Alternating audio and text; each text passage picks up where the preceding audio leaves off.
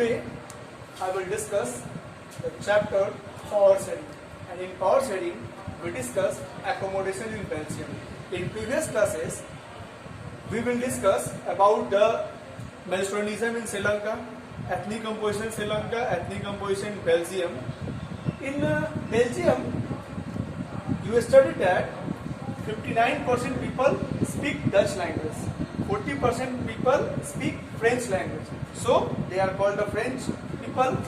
And in the capital of the Belgium, which is the Brussels, the people who speak French language, their percentage is 80%, and the people who speak Dutch language, their percentage is 20%. But in the whole country, French people understand that they are in majority because their percentage means their language percentage in the Brussels are in majority. यानी उनकी जो बोलने वाले French भाषा जो बोलने वाले लोग थे वो अपने आप को मेजोरिटी में समझते थे, क्योंकि उनकी प्रतिशत जो राजधानी थी ब्रुसेल्स में वो 80% थी. इसके साथ साथ वो जो थे फाइनेंशियली जो थे पावरफुल थे, पॉलिटिकली पावरफुल थे. इस वजह से वो अपने आप को समझ जो होता है मेजोरिटी में समझने का काम करते थे, और वहीं डच को वो माइनॉरिटी में समझने का काम करते हैं. जबकि रियल मायने में देखा जाए तो डच जो थे पूरे होल कंट्री में वो मेजोरिटी में थे, लेकिन पॉलिटिकली फाइनेंशियली वीक होने की वजह से वो डरे रहते थे, सहमे रहते थे, और फ्रेंच पीपल उनको इग्नोर किया करते थे, उनको हमेशा डरा के जो रखा करते थे. तो आज की क्लास में आज हम जो पढ़ने का काम करेंगे वो है एकोमोडेशन इन बेल्जियम.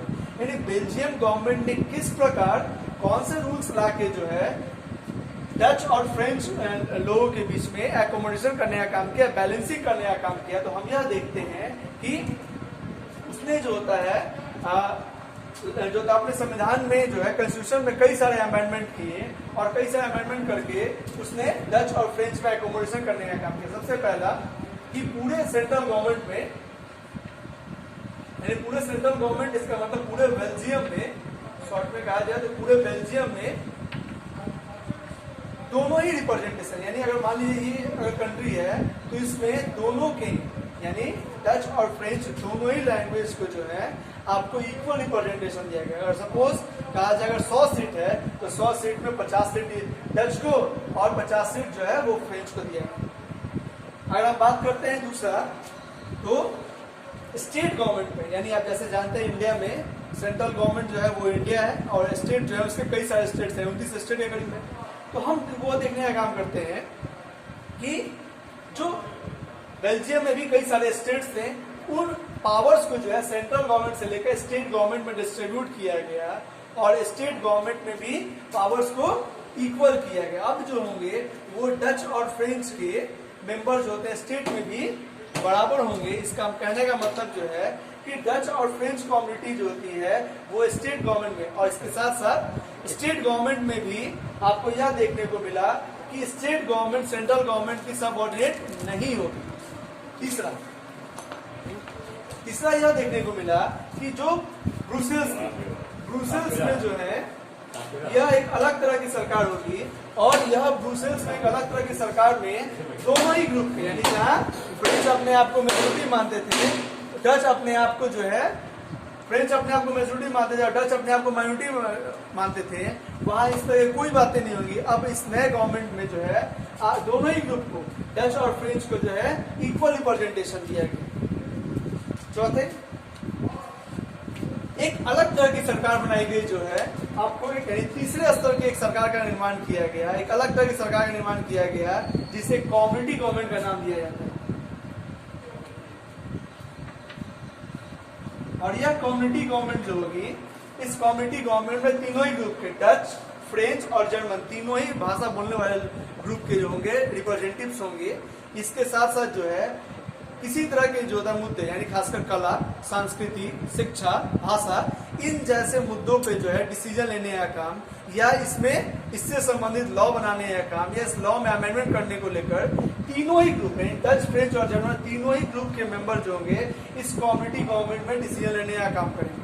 तो आपने देख लिया किस प्रकार बेल्जियम गवर्नमेंट अपने यहाँ डच फ्रेंच की जो बीच की आपस की एक तरह से जो झगड़े थे कि वो अपने आप को मेजोरिटी में समझते थे, तो वो अपने आप को मेजोरिटी में समझते थे, इन सारे झगड़ों को उन्होंने जो है किस तरह बैलेंसिंग करने का काम किया, यानी पावर को इक्वली शेयर कर देने से जो भी ग्रुप होते हैं किसी भी देशों में, अलग अलग जाति में हो, धर्म में हो, भाषा में हो, संस्कृति में हो, अगर पावर को इक्वली शेयर कर दिया जाता है तो वहां किसी तरह का जो है कन्फ्लिक्शंस देखने को नहीं मिलता है। लेकिन उन जैसे देशों में जहां पावर को इक्वली शेयर नहीं किया जाता है, जैसा कि आपने पिछले क्लास में पढ़ा जो था आपको श्रीलंका के केस में, जहां इक्वली पावर शेयर नहीं किया गया और वहां जो सिंहला थे और तमिल थे, दोनों ही ग्रुप के बीच में जो है जो सिविल वॉर देखने को मिला। सिविल वॉर में जो है दोनों ही तरफ से हजारों लोग मारे गए और ऐसा तमाम देशों में जो होता है हो चुका है। अब जो हम अगला टॉपिक पढ़ने का काम करेंगे वो है why power sharing is desirable.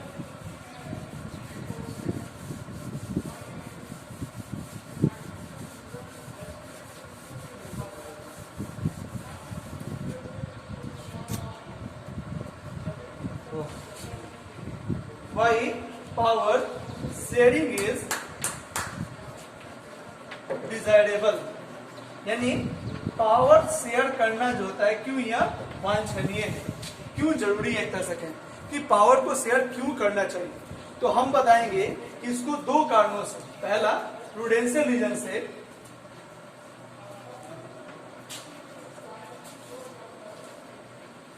Prudential reason से पावर को शेयर करना जरूरी है। प्रूडेंशियल रीजन से पावर को शेयर करना जरूरी है। और दूसरा है मोरल रीजन से।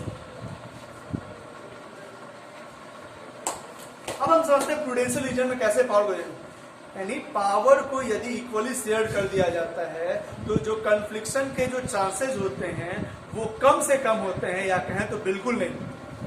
पावर को इक्वली शेयर कर देने से जो कन्फ्लिक्शंस होने चाहिए वो या तो बिल्कुल नहीं होते हैं या होते भी हैं तो बहुत रेयर होते हैं।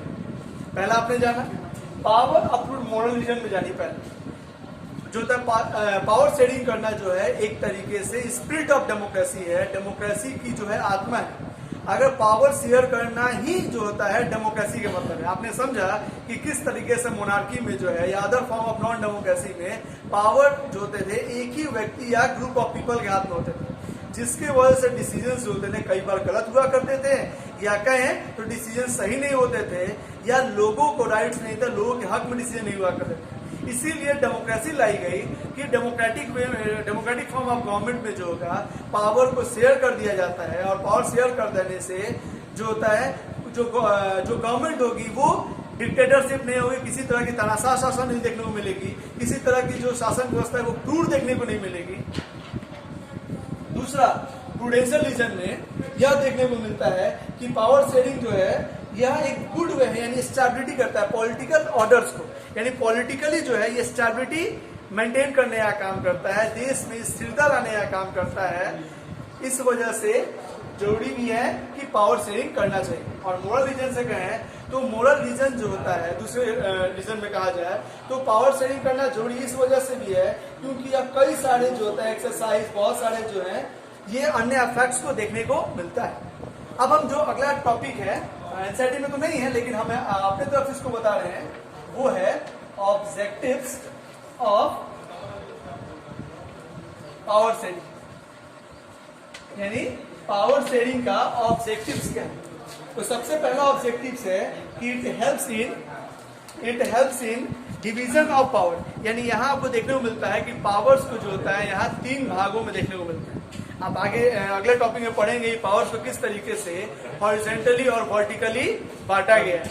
तो हॉरिजॉन्टली जो होता है पावर्स को जो होता है बांटा गया लेजिस्लेटिव, एग्जीक्यूटिव और जुडिशरी में, और वर्टिकली जो होते हैं पावर्स को बांटा गया है सेंट्रल गवर्नमेंट, स्टेट गवर्नमेंट और लोकल गवर्नमेंट में। कई सारे कंट्रियों में 2 ही भागों में बांटा गया, सेंट्रल गवर्नमेंट और स्टेट गवर्नमेंट। चलिए दूसरा क्या है कि it helps in providing social and economic justice to people, यानी यह जो होता है प्रोवाइड करता है social and economic justice to people, हर एक व्यक्ति को, उस देश में रहने वाले को सामाजिक और आर्थिक रूप से एक तरीके से जस्टिस प्रदान करता है, न्याय प्रदान करता है हर एक व्यक्ति को, उस देश में रहने वाले को।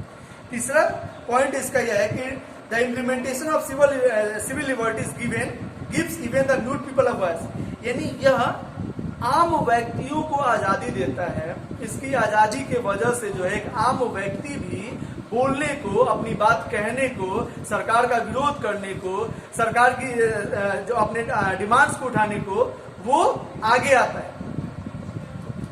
अगला पॉइंट है, it helps in reduction of poverty as even socially disadvantaged group are allowed to share power in society. Democracy is a weapon of the disadvantaged against the privileged and the powerful.